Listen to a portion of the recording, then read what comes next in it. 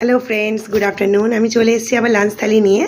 তো আজকে লাঞ্চ থালিতে কী করেছি সেটা একটু আপনাদের সাথে ফাইনালি শেয়ার করব। যখন রান্না করছিলাম তখন আপনাদের দেখিয়েছিলাম, তো একটু দেখাই আপনাদের কী করেছি। এই যে ভাত, আলু ফুলকপি দিয়ে কাতলা মাছের কালিয়া,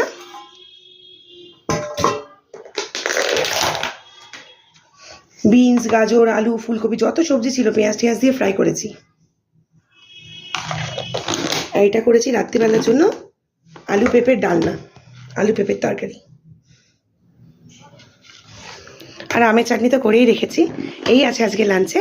তো কেমন লাগলো আমার lunch thali please kindly comment সেকশানে জানাবেন। যদি ভালো লাগে লাইক, কমেন্ট, শেয়ার, সাবস্ক্রাইব আর আমার আইডিটিকে ফলো করতে ভুলবেন না।